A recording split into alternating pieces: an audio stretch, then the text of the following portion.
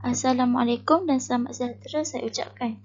Hari ini saya, Wan Nabazilah Farihah binti Abu Bukhari akan membincangkan tentang kesan-kesan kepada negara dalam pengambilan pekerja asing dari segi ekonomi, masyarakat dan sosial. Ekonomi Malaysia kebelakangan ini berkembang dengan semakin pesat dan mendadak. Pelbagai projek pembangunan raksasa berjalan dengan lancar dan semakin maju. Keadaan ini umpama cendawan yang tumbuh selepas hujan. Di samping itu, wujudlah pelbagai peluang pekerjaan yang meluas dan timbul pula masalah kekurangan tenaga pekerja di dalam kalangan masyarakat Malaysia.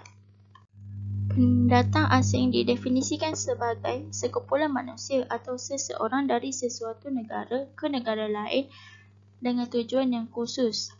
Pendatang asing juga dapat dikategorikan kepada dua kelompok, iaitu pendatang asing yang sah dan pendatang asing yang tanpa izin. Pendatang asing yang sah adalah orang yang mendapat keizinan daripada negara tersebut. Sebaliknya, pendatang asing tanpa izin adalah seseorang yang tidak mendapat keizinan dari negara tersebut dan telah memasuki secara haram. Kebanyakan daripada mereka ingin mencari rezeki yang lebih untuk menampung kehidupan seharian mereka. Namun begitu, ada segelintir daripada mereka mencari rezeki dengan cara yang tidak baik dan secara haram. Antara pendatang-pendatang asing yang masuk ke Malaysia adalah dari negara seberang seperti Indonesia, Bangladesh, Myanmar, Nepal dan juga Vietnam. Masalah kekurangan tenaga pekerja yang berlaku di Malaysia adalah kerana sikap segelintir daripada warga negara tempatan yang terlalu manja dan memilih dalam bidang pekerjaan.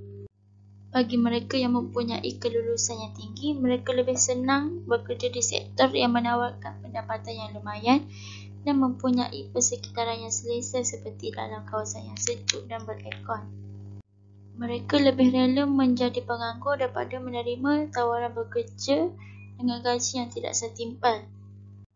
Berbanding pula dengan pekerja asing, mereka lebih sanggup bekerja untuk jangka masa yang panjang dan melakukan kerja yang berat demi mendapatkan hasil yang lumayan.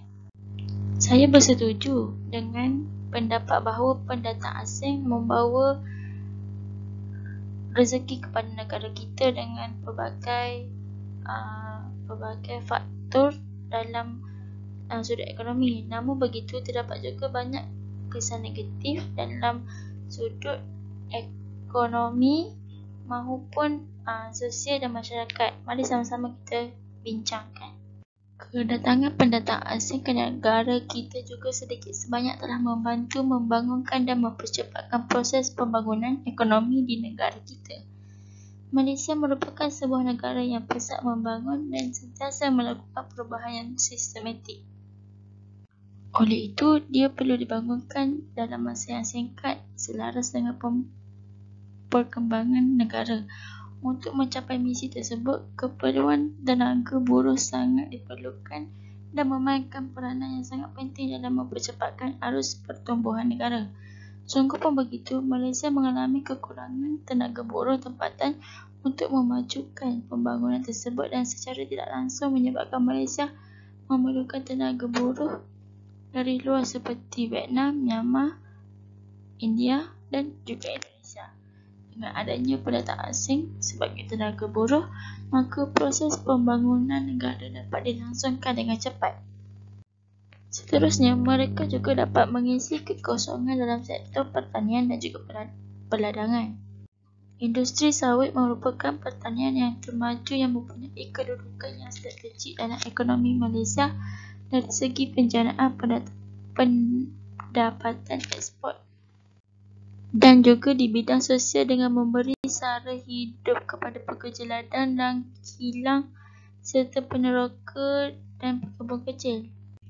Mereka juga banyak membantu dalam industri pelancongan negara dan juga mempercepatkan arus pertumbuhan negara.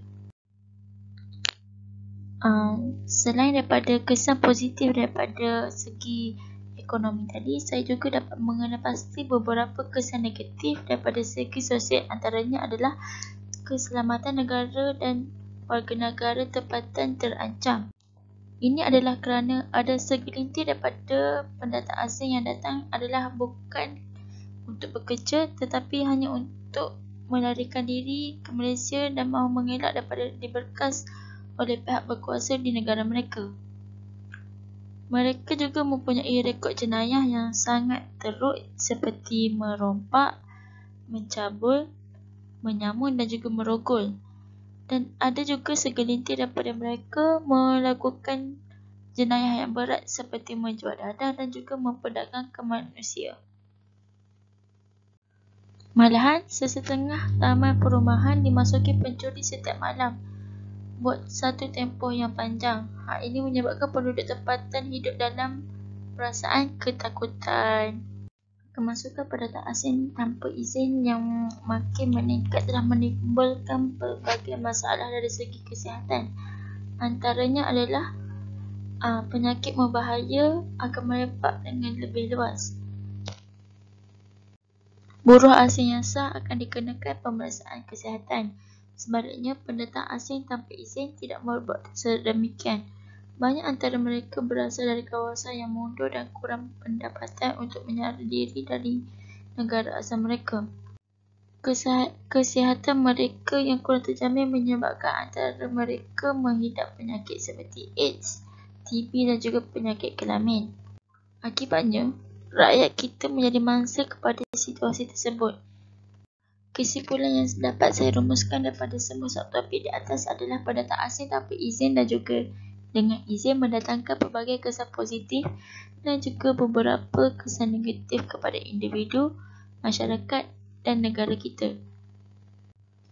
Walaupun kedatangan mereka ke negara ini menjadi isu akibat beberapa kesan negatif seperti penyakit, membuat masalah, membuat kecoh, namun demikian, kemasukan buruh asing tidak seharusnya dipandang pada sudut negatif sahaja.